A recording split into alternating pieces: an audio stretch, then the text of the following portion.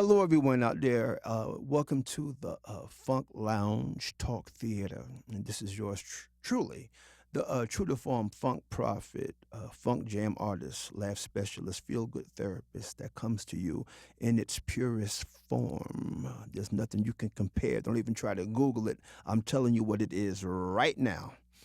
I was born in 1962. I come from a talented family of artists. It's all documented. All you got to do is look it up.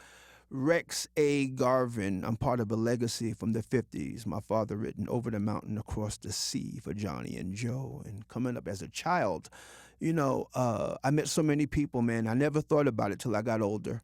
Never thought about it. And there's a saying out there, too bad the youth is wasted on the young. Because when you're young, you don't realize things. It happens. But you don't see it, you don't feel it until you get older. And hopefully, when you get older, another form of common sense begins to take place, and your flashback is still intact. And man, I love this show so much, man, because it feels good to talk to people that know what you're talking about. Strangers don't know each other, man, but there's a common ground on in the flashback. I want to thank Funk Bibleist from Dayton, Ohio, Mr. Lamar Webster, man, who was a great asset to this show, and he's he's part of the reason why I do what I do when it comes to talking about my favorite bands coming out of Ohio. Ohio, love to Ohio, and Mark Adams' lady Sheena, and the whole crew out of Ohio, and the comeback of slave awareness, man. Thomas Lockett, Floyd Miller, still activated within the slave family, making it happen. They're part of the elements, man. So that's happening. Another great brother who I met, man, Mr. Doug Ramsey, who I call Doctor R&B Ramsey. That's what I call him. From East Orange, New Jersey, now residing in Maryland. He's been there for a while, and I got a friend of his, man. I mean, you talk about talking and flashbacking and meeting people, because Doug and I met in the civil attack. Steve Arrington, Kurt Jones, Darlena Young, Steve Arrington, the whole slave camp, man. We met in that room, and what connected us was the flashback, man, and the memories and the music, and talking about the future. Special guest here at Funk Lounge Talk Theater, Mr. Dan McCollum. How are you, kind sir? Good. How you doing? I'm doing excellent. After Six Productions, correct? You and Doug Ramsey? Yes, we started that. Oh, goodness. Back in the 80s, we actually started that. Back Excellent. in the 80s. Nice, nice. Yeah. Brother, where are you from? Where were you born? I was actually born in Durham, North Carolina, and then at age 3 moved to Connecticut, and that's where I spent most of my childhood into adult life, and then eventually moved to Maryland to join my, I call him my brother, lifetime music partner, Doug, which you mentioned. What year were you born, kind sir? 1962, a great year. Hello, friend. Hello, my brother. We're born the same year. Yeah. Um, when okay, so North Carolina to Connecticut, and Uh-huh. you were a teenager in Maryland. No, never. I grew up in from age 3 till goodness. So I would be from 1965 to 1998. I lived in Connecticut. Connecticut, So anywhere near Waterbury, all that. a little bit too far north. I actually grew up right on the Sound in Stamford, Connecticut. So you got the Greenwich, Stamford, Darien, New Canaan, and right along the water. So I grew up on the water. Connecticut is unique. Would you consider yourself middle class? Yes. Mm-hmm. Mm-hmm. This show is so important for people, man, because I want to also let people know everybody's not from the hood. Um, Mhm. I'm not. I'm from Mount Vernon, New York, upper Right. middle class. But I hung in the projects. I didn't call it. We didn't call it the hood back. See, West Coast did that. West Coast. Right. I hung in the Yeah. projects. It's the Had the same here. best. Thank you, Dan. Had the best time in my life. Hey, Mhm. Dan. That's where they had the long play. Yeah. Right. Right. The projects always had the good music, man.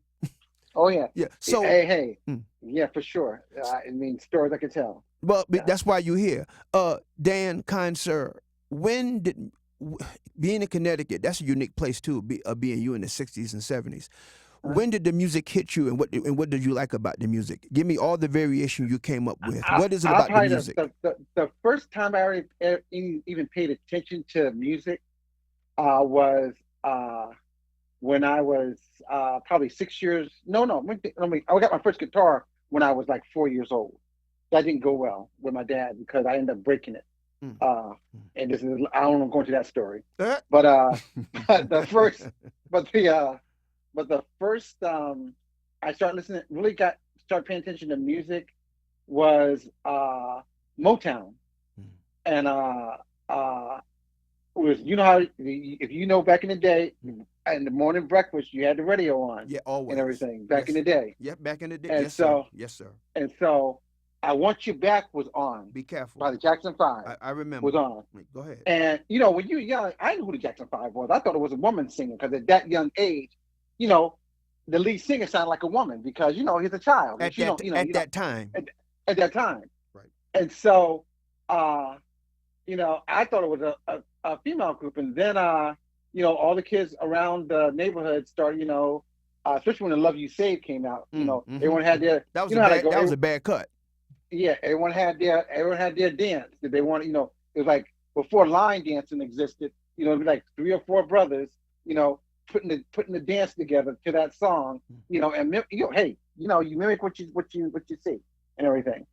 And then I started, and then Christmas time, my sister got on organ. It lasted for she made like messed with about 3 weeks. Myself, I took it over, and I started learning songs you learned in school. I mean, dating myself, Big Rock Candy Mountain. Uh, um, what's the some of that a military song? Um, the Follow the Bouncing Ball on the cartoon, all that kind of stuff. Mm. And so, you know, I just became engrossed in music. And then when I started my first gig, I call it a gig. I got to pay a quarter per. They pay me a quarter each to sing for them at home. You know how to go in the And this living is room. happening in Connecticut, correct? It's all in Connecticut, Mm. and you know I did that, and then the first instrument I picked up was a flute. Actually, I Nice. picked up a flute. You know, and because back then schools had real good music programs. I'll put it that way. You Yes, know, they did. And and you can take the instrument home, bruh. you got that right. You know, and you know that was you had to go out and buy it. You That's know, right. as long as you signed it out, and that was As it. long as you signed it out. Yep. And I did that, you know, did the flute for a while.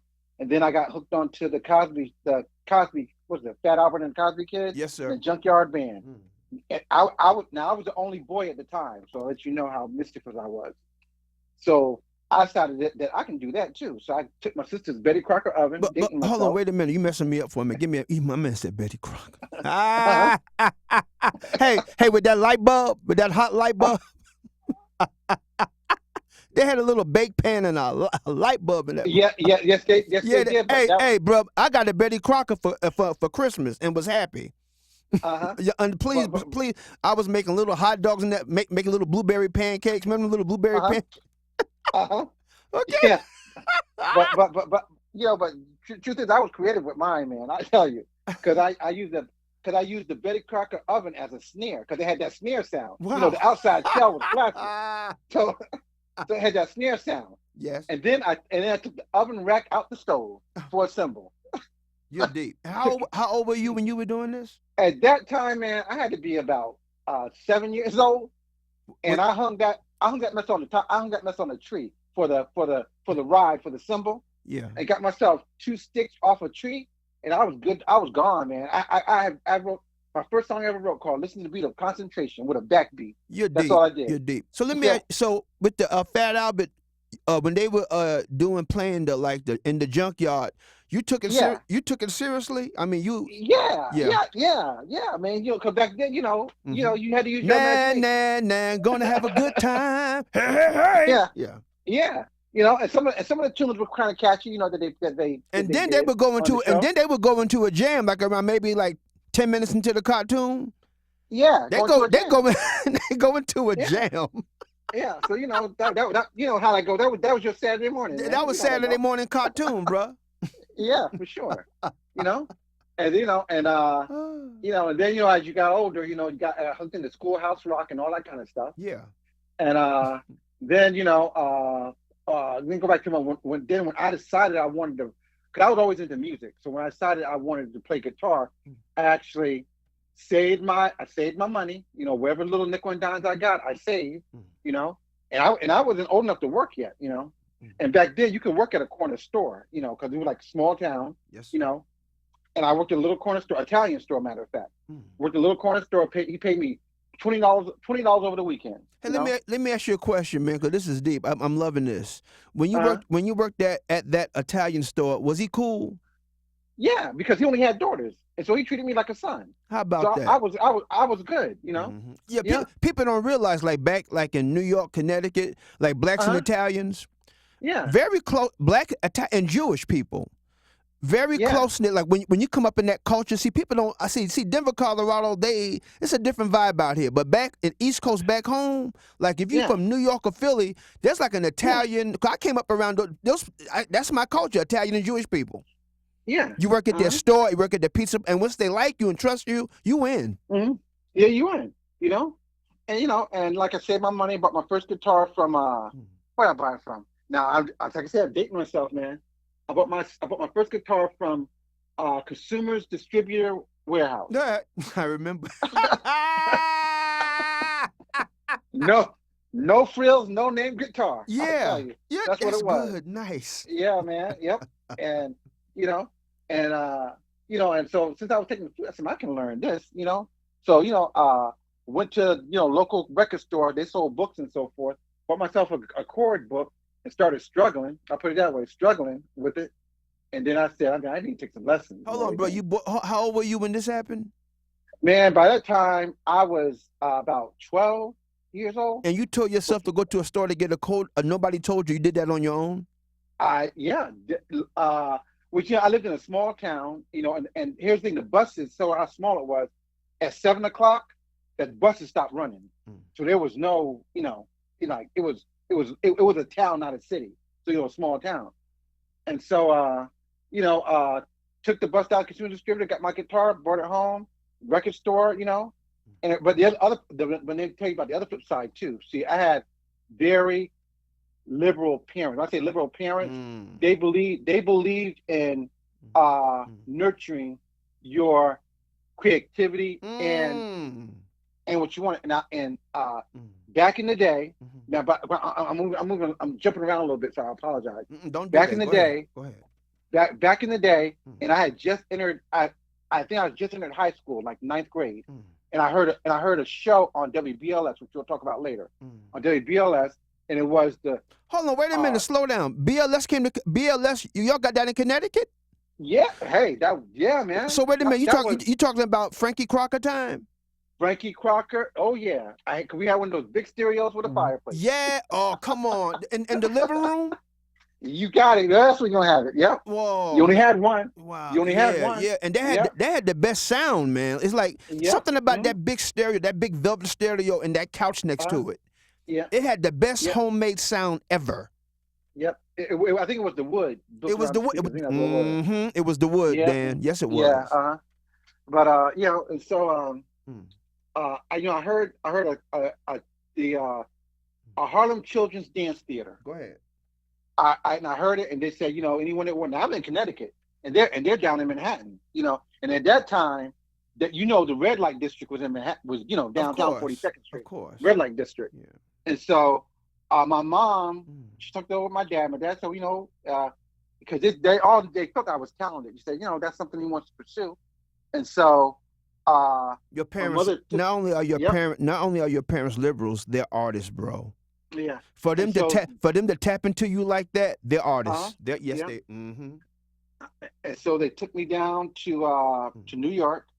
And at that time, like I was like in ninth grade and so forth. So my mom was more into it than my dad was. So he went down, and like for the first, it was only on the weekends that I would go. So to How the was it? theater. How was it driving from Connecticut down to the city? What kind of Uh, feeling was uh, that? uh, Oh no, we didn't drive. No, we caught the Oh, train, you caught and the, oh, how, hey, that nice train ride though. yep, the Conrail. Was it The Conrail back in the day? Conrail, Yeah, yeah, Conrail. Yeah. New Yep. Haven Conrail? No. You got New Haven, the New Haven line. Yeah. The new, And okay, so, okay, okay. we my mom she taught me how to catch the train into the city, and Wow. then we walked down. We walked down 42nd Street. Everything in their mama is Hold out on, there. It's out there. give me a second, because you're blowing my mind. Be careful, because see, when you talk like this, and I know what you're talking about, I get Uh emotional. huh. You said your mother, your beautiful mom, and mine too, they said, Uh here's what you said about us as a culture. They huh. taught us how to ride the train by ourselves. Yep. Yeah. Took me down. We didn't have Took to me worry down about, there. we didn't have to worry about no crazy people. I mean, Mm-mm. people don't know. Being a kid, especially being a black kid, in New York and Connecticut in the Yeah. 70s, it was the Yep. greatest time ever, man. Because Mm-hmm. then, race relations was good. Mental Mm-hmm. illness was like not that much, but it was probably one person crazy Mm-hmm. per town. Yeah, but now the other part of that too. I mean, I tell you that it taught me to be self-sufficient Yes. because when we went down there and we didn't rush through 42nd Street, we walked. My mother didn't like come on and grab my arm and like rush me through it. We walked, and you young, you looking at the photo, the photos with the black mark or whatever, Everything. but you use your Everything. imagination. But my mother said, you keep walking because it was straight down 42nd Street, and we'll get it was a green high Oh, all rise those where X-rated where the school movies, was. dude. All those Yeah, porn, and she karate and movies, porn yep, movies. and she said you walk from point A to point B, get to what you got to do, and when you finish, you walk back and Yeah. everything. And we did that for a month. And so when I did it, so when I had to do it on my own by myself, that's exactly what I did. And you had some, degenerates, whatever. You walking by one of those theaters, whatever, and someone trying to stuff something into your pocket, you keep walking. You ain't paying no attention. Right. And then you got close to a basket, you whatever's in your pocket, you threw it in the garbage, keep That's it right. going, That's and right. everything. But I go back to what I was saying and I'm glad you mentioned that. Parents took the time to educate you, Oh yeah. not just in the classroom, Mhm. but also on the street Yes, sir. for blacks at that time, back At that time, in that time. please believe Yeah, it. Please believe it. yeah, for sure. For sure. Yeah, For sure. yeah, yeah. So that was my thing, and then while I was there, that's where I discovered no, actually I discovered the bass when um when I was at a summer camp and I heard Strawberry Letter 23, two. 1976. Yeah, I heard that. And I said, what's that sound? That was the great man. And But hold on, real quick, because you're blowing my mind again. Let me tell you uh, something, because you. Oh God, this is great. uh, Brothers Johnson, uh, man, when they were coming with that kind of concept at that time, because keep in yeah, mind, they did the first album that blew me and your mind was "I'll Be Good to You," "Get the Funk Out My right, Face." So, right. so that got to us, right? But then when they Mm-hmm, came with this one and that beautiful song, "Running yeah, for Your Lovin'," I was like, yeah, mm-hmm, beautiful. yeah, yeah. And so then I said, I got to pick that up, Ding you know. ding ding ding ding ding ding. Ding. Yeah. And then I just started with the bass, and then and I think that's one thing me and Doug have in common. We did back then, my reason for wanting to play it is because the music side, but then on the flip side of that too, girls got attracted to that kind of stuff, man. Mm. You know, because I mean, you do talent shows and so forth. It feels good, locally. Little girls come and say, "Can I have your autograph?" You That know, right. but That's right. I but remember. I remember. I you know. know, if I, but then but then other flip side too is that I call it weird. I wasn't into anything but my music, Chief.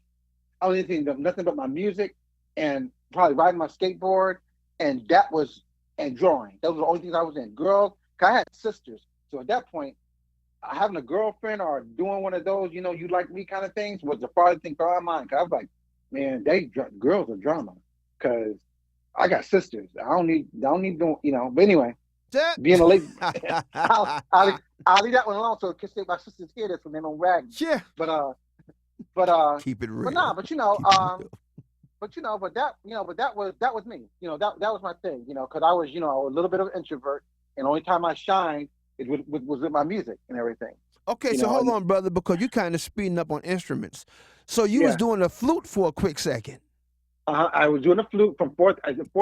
It was fourth grade. I picked up the flute in fourth grade. So let me Yeah. ask you a question, because you're talking about instruments, and instruments. Uh, When you are a musician like that, right. a variation of instruments connect with something that's varied in you. There's a variation within yourself. Have you Yeah. ever considered picking up the flute again, or that was just once upon a time? Nah. I won't take that back. I did in high school because my girlfriend played the flute. That's when I got my first girlfriend in high school. So I did do that for a hot minute. But then I'm gonna be honest with you, just that bass, just I just gravitated to it. You know, I Okay. call it, if Okay, I tell let you, me ask you.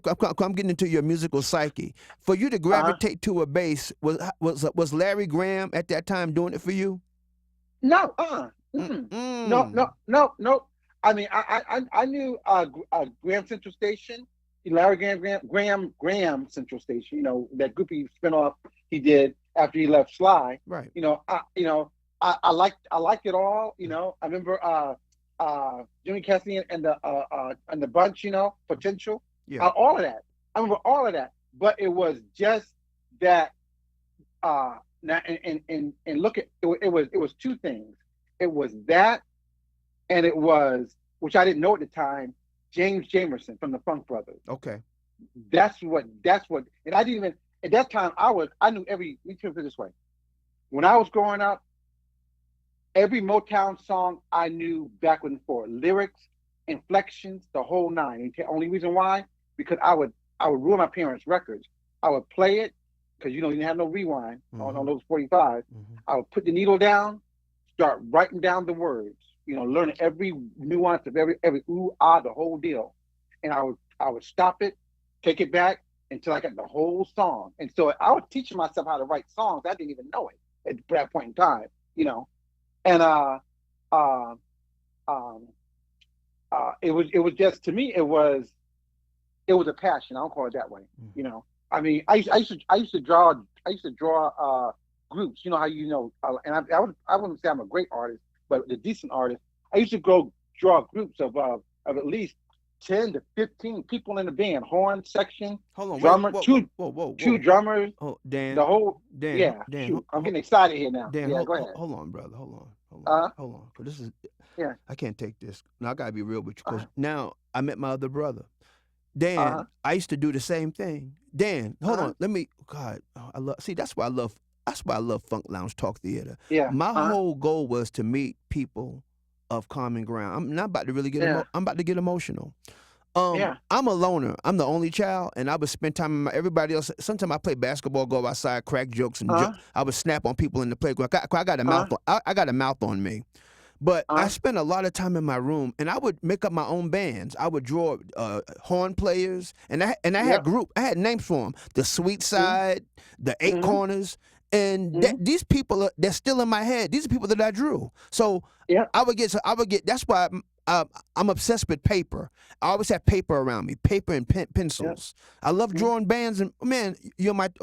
Hello, my brother. yeah, Hello. yep. And every member, male and female, in that band had afro. Yeah, me, That's me that's what too. it Me is. too. Me too. you know, that's how that's how it was, man. But like I said, I was so music. I hate to use that term. Music is a part of me, Mm-hmm. and it is. It's a It is. food. And that's the reality of it all. And everything. So that's been me. So because which we'll talk about him in a little bit. But uh did that. And I grew up now as far as music, listening to other styles of music I listened to. I grew up in Connecticut, which, like you mentioned, Italian and so forth. It was a very diverse communities in that area. You know, I'm and blessed to so come up in a very yep, diverse community. That's a blessing mm, to come up around yep, different kinds of yeah, people, man, and and still be who you are. 'Cause I'm very yep, black. I'm very black, yep, but yep. Oh yeah, I love the variation. And then when I have my friends come, they love my blackness. yep. That's why they come. Yeah, and I'll tell people. I say, and I told them, I said, when I was growing up, I said, like morning radio, and I think it was AM. It was that. I think it was an AM station. I think it was. But first time I heard Bohemian Rhapsody by Queen, man, I felt it. Now for a young person, I'm talking, you're a teenager, No, a young come I on, a felt, no, you know, a young black person. Let's keep it real. yeah, Come on. yeah, yeah, I fell in love with that song because that song had movement. Now I'm thinking this way at a young age. That song had movement, direction, the serious storyline.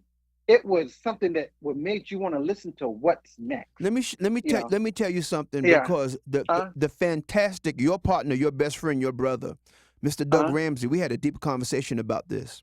You know, uh, it's totally amazing to be us and to come up how we came up. And I want to tell all these young people out here and people who don't know, especially this new generation. This new generation is very deep because they're in their time right now. They're in their time. But let me tell you about life before thug life, hip hop, mm-hmm. gangster lifestyle, pants sagging, nigga nonsense, Section 8 boogie, the Section Oh, 8 belly roll, all oh, that. oh, yeah, Yeah, let me share something with all you people about what me and this beautiful brother's talking about. When Dan and I came up, that was AM radio and it was in our bedroom. And we listened to Queen, Elton John, the Rolling Stones, mm-hmm. Grand Funk Railroad, the Yeah, Osmonds, yeah. Wild, Barbara wild, Streisand, wild cherry. Wild Cherry. I mean, that's part Yeah. of our come up. That's what I'm saying. Mm-hmm. See, this new, I think music, when hip hop came, it got to be very niggerish, where, Oh no, I'm gonna say, you know what? I'm gonna stop you right there. I want to tell you what happened to hip hop, mm, and all right, and cause me and Doug had had this conversation one time before, many times. This is what happened to hip hop, because I was there when hip hop was underground. I mean, now if you was in Mount Vernon, did you ever hear of the Collins brothers? man, did you listen Ever? to the show DXT, Grand Mixer DXT? On Nah. Yeah, well, it's on here. My brother, you're talking Yeah. to the Bible. My cousin is Grand Mixer Diggs, who played with Herbie Hancock. So you Okay. talk about the Black Spades, all that in New Uh huh. York and the Uh huh. Bronx. Yep. Cool Herc, the Disco Yep. Twins. Mm-hmm. Yeah, I know about the Collin brothers and Yep. Yep. DJ Smokey. Yep. Uh huh. Yeah, And so so that's who you talking to. I was there, yep. dog. And so, and they would come down, they would not say come down, they come up our way, to like the community centers, which was in the hood. And, and we went, because, that was it. But here's my thing with that is that when it was underground, it was, it was, it had a following, but that following was not based on calling women this or women that. I Thank won't you. keep it R-rated, whatever. Thank you. But this is, to me, this is when it all changed, Mm, is when the mm. Fortune 500 companies saw something that other people didn't see. And I call this is what rappers delight. I had a low investment and a high return. You know, that was it. Low investment. I don't have to hire multiple musicians to come into the studio to produce this stuff. You know, I get a sample, turntables or whatever have you, and use something that's already been created, and then they spit their rhymes over it, and then both, and then the buying public is eating this stuff up. I got a low investment, high return, but then hip hop got jacked. I don't call it jacked, literally jacked with, you know what? Let's throw in and I'm not knocking it because I watched it time and time again. Let's throw in the Good Times, and I'm referring to the Good Times show, the Good Times, and Cooley High, and all of that. The Education of Sonny Carson. All right, I'll tell you about that movie. Let's throw all that. Let's throw all that in to make a basic. This what we want to project as be the stereotypical place of what the hood is, which the hood was not. And now and people, hey, call it for what it is.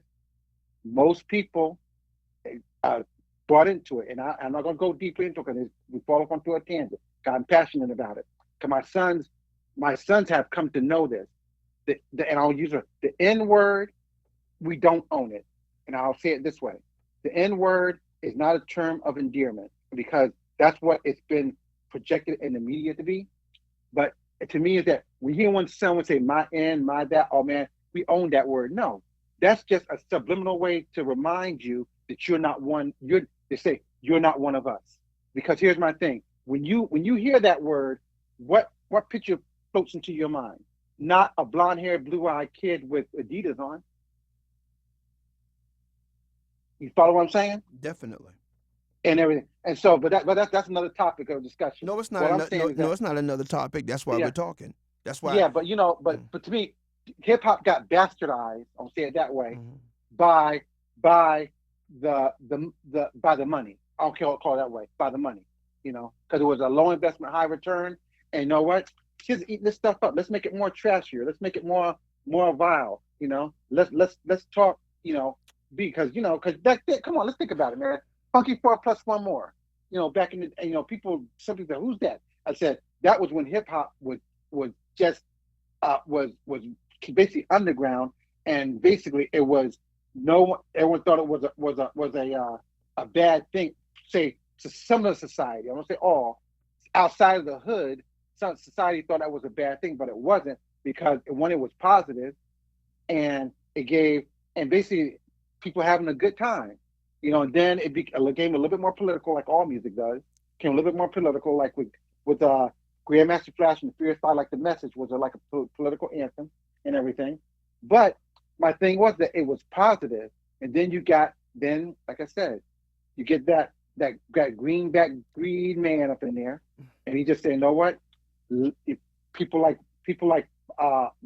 this kind of stuff foul. Let's make it more foul and see where it goes." And Now, it just now, gravitated. now, And now, I look at it now, that way. now, here's what's funny to me. See, that's Uh why huh. I do this show. Uh Sir, huh. I don't know you. I have no idea who you are, but we had the same flashback, and I'm gonna say amen to you. That's why Uh I huh. do this show. Now, I was Mm-hmm. just about to say hip hop turned niggerish. You took the mic right out my mouth. You didn't let me Uh finish. Cause let me huh. and I'm gonna tell you why I ain't mad at you. This Uh-huh. show is for you to vent. You know how you venting right now?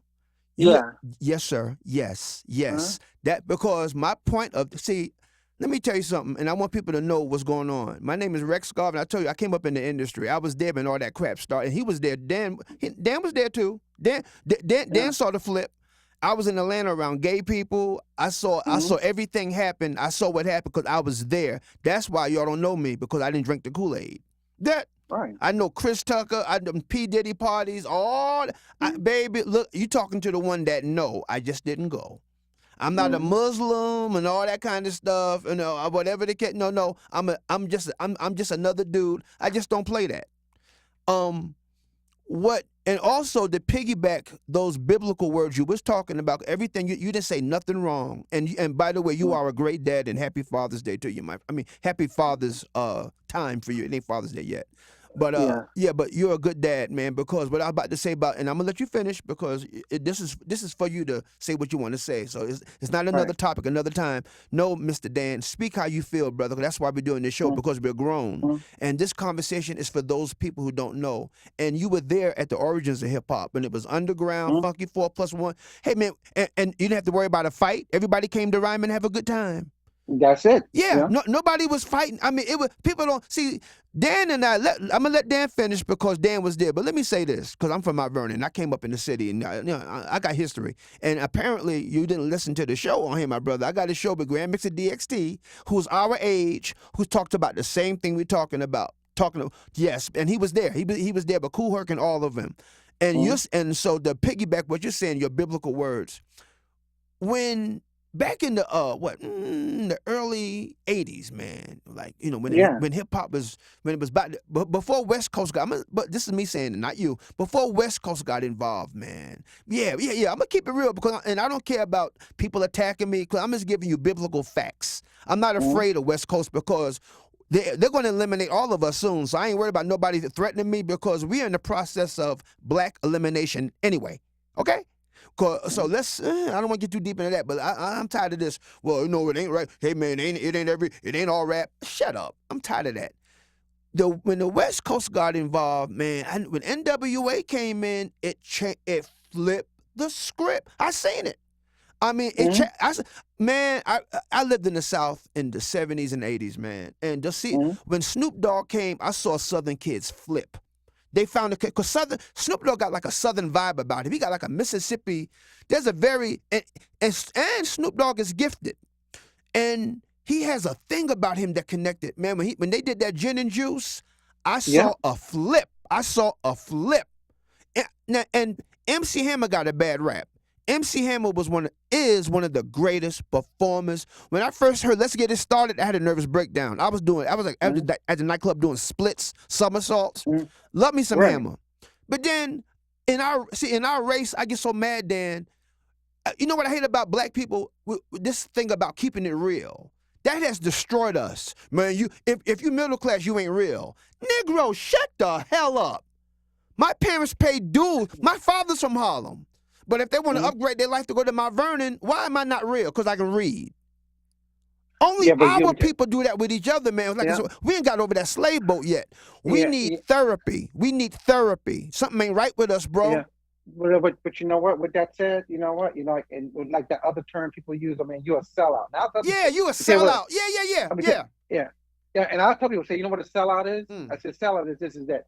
When you buy into that, this is all there is for you. You settle. That's for a this. sellout. That's right. That's right. That's right, Dan. That's right. That's the sellout. That's the because sellout. then is that you don't aspire to anything but what you think they give you. Yes, sir. That's a sellout. Yes, sir. You know. Yes. And that's it. You know, when you settle for mediocrity. That's a sellout. That's a sellout. That's it. That's right. I tell you, you ain't got to be rich and famous or no grand whatever. But when you have the mental attitude, is that you know, you settle for mediocrity. And one thing I feel so blessed with is when I graduated high school, my dad didn't give me no hard line or whatever. He asked me a pointed question, and it stuck with me. So what are you going to do now? And when I told myself I'm going to school, I said I'll probably become an engineer. He said, what else are you going to do? You know? And so then, you know, then it got me thinking is that, you know, in life, you don't have to be, you be multifaceted in life. You don't have to be one thing. Oh, wait a minute, Dan. Hold on. Give me a minute. Oh, I forget who I'm talking to.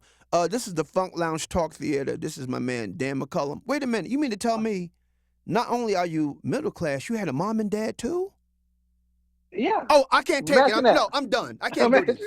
This is ridiculous. A black guy who speaks well, who ain't sagging, and he had black parents that was cool, that goes to the city. Oh no, they don't exist. Oh no.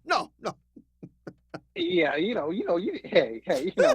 But then, but when you buy into that, that's the sellout. You buy into it. Amen, brother. You know? That's right. And that's it. You buy into it. And then, like I said, I don't beat anyone up on it or anything like that. I mean, I love growing up, the black exploitation movies. They were fabulous. Oh, yes, sir. Cotton Comes to Harlem. 3 the Hard Way. Yeah, 3 the Hard Way. I mean, that was entertaining and so forth. But at the same time, reality check. You know, go ahead, brother. Go ahead. The reality check and everything. That's why, and I know parents, and I'm not dogging parents when I say this. If you ask the parents of today, when was the last time you sat down with your kids and watched the History Channel on the growings of America? And they'll be like, for what? For what? I said, yeah, man, I'm not trying to be funny or nothing. I don't want to get no soapbox here, bro. But I'm like this. It's like this.